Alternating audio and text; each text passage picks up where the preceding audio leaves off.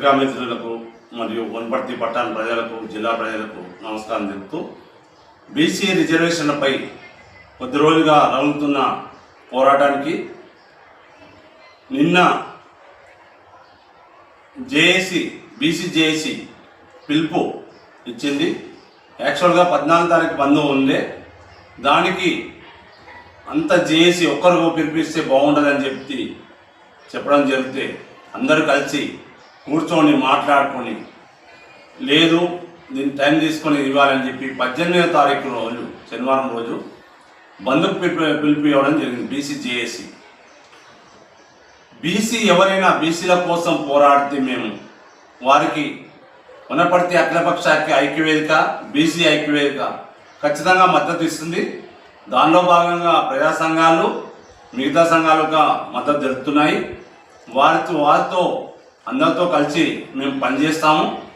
రేపు జరిగే బంద్కు సంపూర్ణ మద్దతు బీసీ రిజర్వేషన్ల కోసం. ఏ పార్టీకి ఎవరికి వ్యతిరేకం కాదు. మేము ఇంకోటి ఓసీలకు వ్యతిరేకం కాదు. వాళ్ళకు ఈడబ్ల్యూఎస్ ఇచ్చిన రోజున మేమేమో ఎప్పుడూ వ్యతిరేకం చెప్పలే. అసలు యాక్చువల్గా మేము ఆ రోజు కోర్టులో వేసింటే అవి రాకుండే కదా. మేము ఒకరికి అడ్డుపడతలేం. మాకు ఏం కావాలనో మేము మాత్రం అడుగుతున్నాం.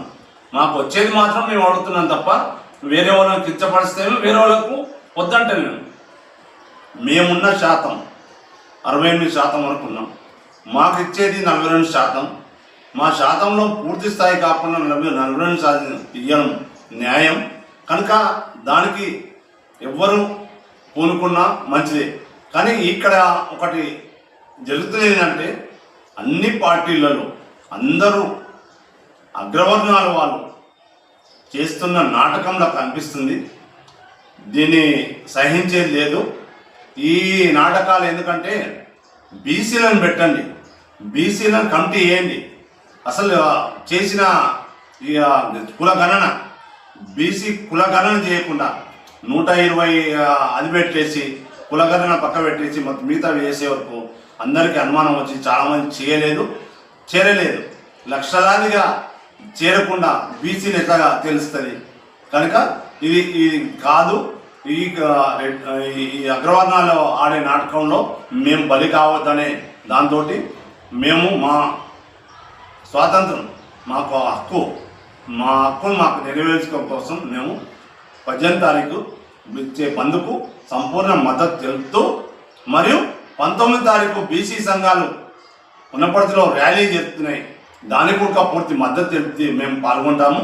కనుక బీసీల కోసం ఏది చేసినా ఒక అఖిలపక్ష ఐక్యవేదిక, బీసీ ఐక్యవేదిక, ఎస్సీ ఎస్టీ మైనార్టీలను కలుపుకొని మేము ముందుకు పోతానని చెప్తూ